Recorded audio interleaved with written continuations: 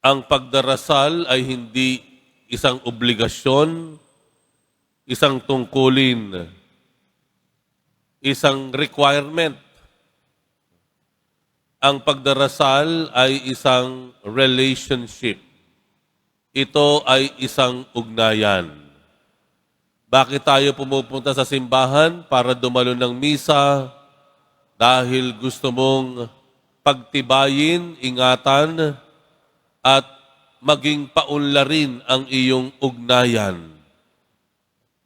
Hindi tayo pumupunta sa simbahan para magdasal, para lamang tuparin yung tungkulin o obligasyon natin. Siguro po, nung tayo ay bata pa, ang unang tinuro sa atin ng ating katikismo, tungkulin natin ang magsimba. Tungkulin natin ang magdasal. Siguro po sa simula, yun ang bungad na itinuturo sa atin. Pero lumalalim din naman ang ating pag-iisip. Lumalawak ang ating pangunawa. At sa ebanghelyong ito, nagpapaalala sa atin na ang pagdarasal tunay nga hindi lang obligasyon o tungkulin. Ano ngayon ito? Ito'y isang ugnayan. Kanino? Sa Diyos. Bilang ano? Bilang isang ama. Bilang isang ama. Kapag may ugnayan ka sa Diyos o kahit kanino, madali kang humiling. Madali mong sabihin ang maraming pabor. Kagaya ng bigyan mo ako, pahingi ako, kagaya ng patawarin mo ako, madali. Hindi mo kailangang magpakitang gilas. Minsan pa nga, pag lumapit ka, sasabihin sa'yo, bago mo pahingin sa akin, alam kong kailangan mo to, kaya narariyan na, nakahanda na para sa iyo.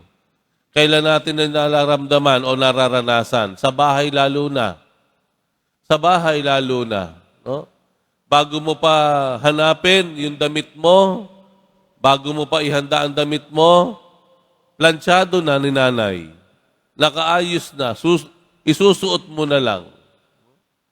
Bago ka pa mahumiling ng paborito mong ulam, magugulat ka. Dahil pagdating mo, yun na pala ang niluto ng nanay mo. Bago ka pa humingi, magugulat ka dahil ang tatay mo nag-iipon na pala para dun sa alam niyang kakailanganin mo. Kapag may ugnayan, madali pong humingi. Madaling humingi ng pabor ang kakailanganin.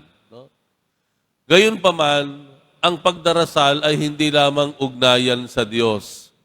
Kung mapapansin niyo po, sa bandang huli, may inulit ang Panginoon. Ano yung inulit niya? Yung pagpapatawad sa mga taong nagkasala sa atin. Sa Ebanghelyo, 2 beses po binanggit yung pagpapatawad sa kapwa, gaya ng pagpapatawad ng Diyos sa atin. 2 beses inulit ng Panginoon. Bakit? Dahil gusto po na niyang bigyang diin ang kahalagahan ng ating ugnayan sa ating kapatid, sa ating kapwa. Hindi lamang ingatan, paunlarin ang ating ugnayan sa Diyos, kundi ating pagtibayin, ingatan, at paunlarin ang ating ugnayan sa ating kapwa. Kaya nga sa isang bahagi ng Ebanghelyo, ang sabi ng Panginoon, bago ka pa humarap sa templo at ialay ang iyong handog sa Diyos, makipag-ayos ka muna sa iyong kapwa. Pagpapakita lamang o pagbibigay diin lamang na kailangan natin ay magkaroon ng magandang ugnayan sa ating kapwa.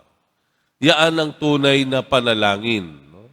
Ang panalangin, hindi lang yung ikaw ay nagnanais makaniig ang Diyos, kung hindi ang panalangin ay nagbibigay halaga ng iyong ugnayan sa inyong kapwa.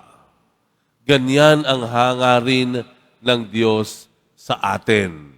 Kaya hindi po pwede na pumasok ka sa misa, nakalabas ka sa misa, nakatapos ka sa misa, ni hindi mo man lang nakita yung katabi mo. Ni hindi mo man lang sinulyapan kung sino yung katabi mo. Ni wala ka man lang nginitian. Nung sinabi nung pare, magbigayan tayo ng kapayapaan, hindi ka man lang tumingon kahit kanino, yumuko ka na lamang. O kaya tumingala ka na lamang. Hindi po ganoon. No? Maraming bahagi sa misa ang nagbibigay sa atin ng pagkakataon na magpakita ng inyong malasakit o magpakita ng inyong ugnayan sa mga taong naririto rin sa loob ng simbahan. No?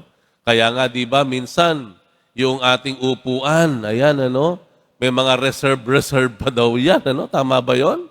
Pag mimisa ka, naghihintayan kayo ng kakaibigan mo, napupuno na ang simbahan, walang makaupo sa tabi mo. Bakit? Ay reserve po yan. Ayan, Bagamat maganda't nire-reserve mo yung kaibigan mo, pero ito na sa harapan mo nangangailangan ng upuan.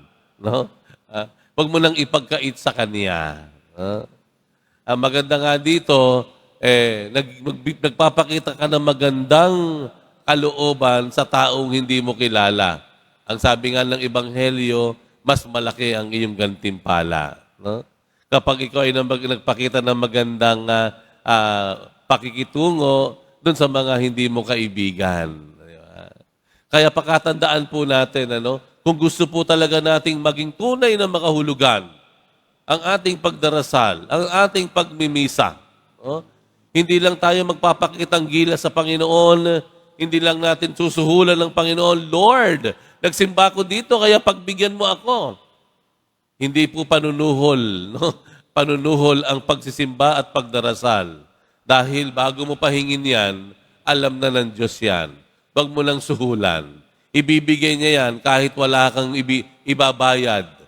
Malaya na ibibigay ng Diyos ang kailangan mo. Ang kailangan lang, pagtibayin, ingatan, paunlarin. Una, ang ugnayan natin sa Diyos. Pangalawa, ang ugnayan natin sa ating kapwa.